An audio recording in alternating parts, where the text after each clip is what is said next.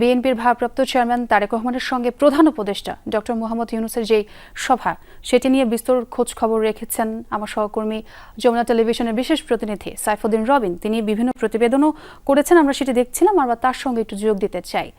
রবিন, আমরা জানি বৈঠকটিকে খুবই গুরুত্বপূর্ণ বলা হচ্ছে এবং এই বৈঠকের মাধ্যমে নির্বাচনের যে রোডম্যাপ সেটি প্রত্যাশা করা হচ্ছে এবং আরও বলা হচ্ছে ভবিষ্যৎ বাংলাদেশের জন্য এই বৈঠক খুবই গুরুত্বপূর্ণ। আপনার কাছে যেটি আমার প্রশ্ন, দেশের রাজনীতিতে আসলেই এর প্রভাব কতটা হতে পারে?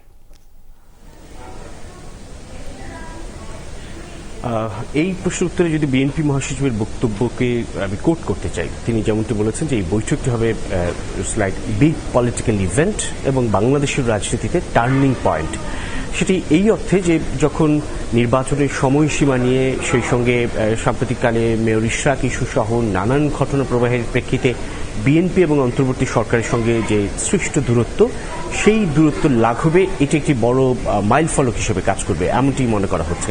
এবং অন্যান্য বাদবাকি যেসব রাজনৈতিক দলগুলো রয়েছে বাংলাদেশে, সেই সব রাজনৈতিক দলগুলোর দৃষ্টিও কিন্তু এই বৈঠকের দিকে লন্ডনে, অর্থাৎ বিএনপির ভারপ্রাপ্ত চেয়ারম্যান এবং অন্তর্বর্তী সরকার প্রধান উপদেষ্টা ডক্টর মোহাম্মদ ইউনূসের সঙ্গে এই বৈঠক থেকে আসলে কোন ধরনের সমাধান কিংবা গুরুত্বপূর্ণ কোন কোন আলোচনার মীমাংসা ঘটে, সেসব বিষয়গুলোর দিকে তাকিয়ে আছে আসলে প্রত্যেকে।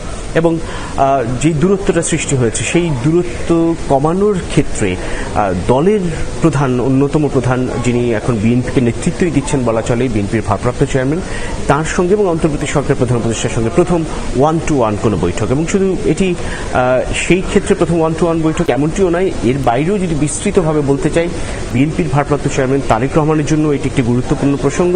সেটি হচ্ছে তিনি 2018 সালে বিএনপি চেয়ারপারসন খালেদা জিয়া কারাবন্দী হওয়ার পর দলের একেবারে চূড়ান্তভাবে দলের যে পুরোপুরি নেতৃত্বে আসা, তারপর আনুষ্ঠানিকভাবে কোনো বড় ধরনের বৈঠকে, শীর্ষ পর্যায়ের কোনো বৈঠকে, সেটি অন্তর্বর্তী সরকার হোক বা অন্যান্য প্রেক্ষাপট হোক না কেন, সেই বৈঠকে দলকে রিপ্রেজেন্ট করছেন, সেদিক থেকেও একটা গুরুত্বপূর্ণ বিষয় এই আজকের এই বৈঠক। এবং এই বৈঠককে ঘিরে নানান ধরনের আলোচনা বা গুঞ্জন আসলে রয়েছে যে কোন কোন বিষয়গুলো আসলে এখানটায় ঠাঁই পেতে পারে বা আসলে সেটির আদৌ সমাধান মিলবে কিনা।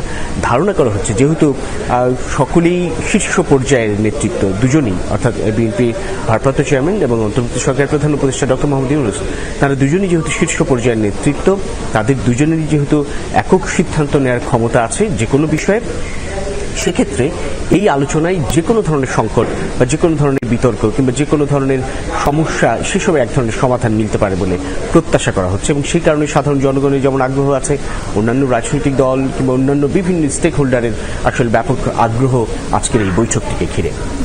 অবশ্যই। এবং আপনি তো আলোচনার খোঁজ খবর রেখেছেন, একটু জানাবেন আলোচনার শীর্ষ বিষয়গুলো কি কি, এগুলো একটু জানাবেন আমাদের। এগুলো দিকে আসলে মুখিয়ে আছে জনগণ। মূলত জাতীয় ইস্যু নিয়েই আলোচনা হবে এবং সেই জাতীয় ইস্যুগুলোর মধ্যে কি কি থাকছে। যে বিতর্কটি মূলত এখনকার সময়ে দুই পক্ষকে এক ধরনের বিভাজনের দিকে নিয়ে গিয়েছে, সেটি হচ্ছে নির্বাচনের রোডম্যাপ, আপনি যেমনটি বলছিলেন, এবং নির্বাচনের সময়সীমা। বিএনপির ভারপ্রাপ্ত চেয়ারম্যান কিংবা বিএনপি দীর্ঘদিন থেকেই বলে আসছে যে ডিসেম্বরে সেই উপযুক্ত সময়। অন্যদিকে অন্তর্বর্তী সরকার প্রধান উপদেষ্টা ঘোষণা করেছেন এপ্রিলের প্রথমার্ধের কথা। সেই সময়টি পুনর্বিবেচনার আহ্বান জানানো হবে বিএনপির পক্ষ থেকে। অন্যদিকে যুক্তি যেগুলো এর আগেও তারা তুলে ধরেছিলেন, কেন আসলে এপ্রিলে নির্বাচন হতে পারে না, কেন ডিসেম্বর কিংবা এই কাছাকাছি সময় নির্বাচন হতে পারে, সেই বিষয়গুলো। এবং সেই আলোচনার প্রেক্ষাপটে সকলেরই প্রত্যাশা যে ফেব্রুয়ারি, অর্থাৎ ডিসেম্বরও না এপ্রিলও না, মাঝামাঝি একটা সময়, এবং সেটি ফেব্রুয়ারি হতে পারে, রমজানের আগেই যেন জাতীয় নির্বাচন অনুষ্ঠিত হয়, সেই দিকটাই মূলত বিএনপির পক্ষ থেকে মূল দাবি থাকবে। আলোচনায় আছে জুলাই সনদ প্রসঙ্গ, অর্থাৎ যে সংস্কার প্রস্তাবনা। বিএনপি যেটি বলছে যে সেটি নিয়ে চূড়ান্ত কোনো সিদ্ধান্ত হয়তো বা আজকের এই বৈঠকে নাও হতে পারে, কেননা এটি একটি ধারাবাহিক আলোচনার মধ্য দিয়ে হচ্ছে জাতীয় ঐকমত্য কমিশনের সঙ্গে। কিন্তু কিছু কিছু বিষয় নিয়ে সম্পূর্ণরূপে দ্বিমত অবস্থানে আসলে দুপক্ষ, যেমন ধরুন প্রধানমন্ত্রী জাতীয় সংসদের নেতাও হতে পারেন, এরকম কিছু প্রসঙ্গ আছে। সেই বিষয়গুলো নিয়ে এক ধরনের আলোচনা হতে পারে আজকের এই বৈঠকে, হয়তোবা দু একটি গুরুত্বপূর্ণ সিদ্ধান্তও হতে পারে। বিএনপির অনড় অবস্থান যেসব বিষয়গুলো কিংবা অন্তর্বর্তী সরকারের যে জায়গাগুলোতে ঐকমত্য কমিশনের অবস্থান, সেই বিষয়গুলো নিয়ে দুই পক্ষ এক ধরনের সুরাহার মধ্য দিয়ে আসতে পারে। বিএনপি দীর্ঘদিন থেকে বলে আসছে প্রশাসন প্রশাসন সহ রাষ্ট্রযন্ত্রের বিভিন্ন জায়গায় বিগত সরকার বা ফ্যাসিলিটি সরকারের নানান দোসররা অবস্থান নিয়ে আছে, যারা অন্তর্বর্তী সরকারের কর্মকাণ্ডেও বিঘ্ন ঘটাচ্ছে এবং আগামী দেশ পরিচালনার ক্ষেত্রেও বিঘ্ন ঘটাতে পারে। সেই সব দোসরদেরকে অপসারণের বিষয়টুকু বিএনপি আজকের এই বৈঠকে বিএনপির ভারপ্রাপ্ত চেয়ারম্যান তুলে ধরবেন। এবং আরেকটি গুরুত্বপূর্ণ বিষয়, বিএনপি যেমনটি বলে আসছিল, যেহেতু নতুন রাজনৈতিক দল গঠন করেছে ছাত্র প্রতিনিধিরা, সেক্ষেত্রে কোনো ছাত্র প্রতিনিধিরা অন্তর্বর্তী সরকারের উপদেষ্টা হিসেবে থাকার প্রয়োজন নেই বলে মনে করে বিএনপি। তাহলে নিরপেক্ষতা নিয়ে এক ধরনের প্রশ্ন উঠতে পারে এবং সেই নিরপেক্ষতা নিয়ে প্রশ্ন উঠেছে বলেও দাবি করা হয়েছে দলের তরফ থেকে। এবং বিভিন্ন মন্ত্রণালয়ে বিভিন্ন গুরুত্বপূর্ণ সংস্থায় ছাত্র প্রতিনিধিদের নিয়েও এক ধরনের বিতর্কের বিষয়। সেই জায়গাটাই বিএনপি আজকের এই বৈঠকে দলের ভারপ্রাপ্ত চেয়ারম্যান তুলে ধরবেন। দল নিরপেক্ষ অবস্থান যেন নিশ্চিত করে অন্তর্বর্তী সরকার, সেই বিষয়টি, সেই প্রসঙ্গটি। সেই সঙ্গে আইনের শাসনের কথা বলা হচ্ছে, আইন শৃঙ্খলা পরিস্থিতি, সেসব তো থাকবেই আলোচনায়। এর বাইরে আরও দুই একটি বিষয়, খুব গুরুত্বপূর্ণ বিষয়, নির্বাচন কেন্দ্রিক সংস্কারগুলো বাস্তবায়নের উপর জোর দেবে বিএনপি।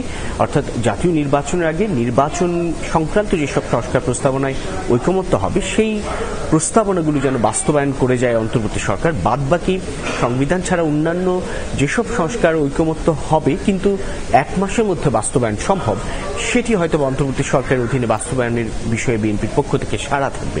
কিন্তু এর বাইরে ঐকমত্য হওয়া কিংবা না হওয়া বৃহৎ পরিসরের সংস্কার, দীর্ঘমেয়াদী সংস্কার যেসব, সেগুলো নির্বাচিত রাজনৈতিক সরকারের অধীনেই করা প্রয়োজন বলে মনে করে বিএনপি। এবং সেই বিষয়গুলো নিয়ে আলোচনা হবে আজকের বৈঠকে। আজকের বৈঠকে আলোচনায় থাকবে বিএনপির অবস্থান পরিষ্কারভাবে, যে গণপরিষদের যেই দাবি উঠেছিল সেটি নয়, বরং জাতীয় নির্বাচনের মধ্য দিয়ে আসলে আগামীর সংকট নিরসন কিংবা আগামীর বাংলাদেশ বিনির্মাণের পথে হাঁটতে হবে বাংলাদেশকে বা অন্তর্বর্তী সরকারকে, সেই বিষয়গুলো। এবং সেই সঙ্গে অন্তর্বর্তী সরকারের যাবতীয় কার্যক্রমে যেন বৃহৎ রাজনৈতিক দল হিসেবে বিএনপি সহযোগিতা করে, সেই আহ্বান থাকবে। এবং দেশের স্বাধীনতা, সার্বভৌমত্বের, নিরাপত্তার এই প্রশ্নগুলো থাকবে আজকের আলোচনায়। সামগ্রিকভাবে মোটা দাগে যেই সব অমীমাংসিত বিষয়গুলো বিএনপির বাংলাদেশে অবস্থানরত দলের অন্যান্য শীর্ষ পর্যায়ের নেতৃত্বের সঙ্গে মীমাংসার মধ্য দিয়ে যায়নি, সেই সব বিষয়গুলোই আজকে প্রধান উপদেষ্টা ডক্টর মোহাম্মদ ইউনূসের সঙ্গে বিএনপির সর্বোচ্চ বা দ্বিতীয় সর্বোচ্চ নেতা যাকে বলা যায়, কিংবা দলের এই মুহূর্তে সর্বোচ্চ নেতা, যিনি দলকে নেতৃত্ব দিচ্ছেন সাংগঠনিকভাবে কিংবা যে কোনো সিদ্ধান্ত নেওয়ার ক্ষেত্রে দলের ভারপ্রাপ্ত চেয়ারম্যান তারেক রহমান, তার সঙ্গে আজকের এই বৈঠকের মধ্য দিয়ে আসতে পারে এমন প্রত্যাশা করছেন সকলে। তবে মূল বিষয়, মূল আকর্ষণ কিংবা মূল আগ্রহের জায়গাটাই থাকবে সেই নির্বাচন প্রসঙ্গ। ফেব্রুয়ারি বেশ গুরুত্বপূর্ণ আলোচনা হলো আপনার সঙ্গে, বেশ কিছু আলোচনার বিষয়ে আপনি জানালেন আমাদের এবং এই বৈঠকের খোঁজখবর রেখেছেন, সেজন্য ধন্যবাদ রবিন আপনাকে আমাদের সঙ্গে যোগ দেওয়ার জন্য।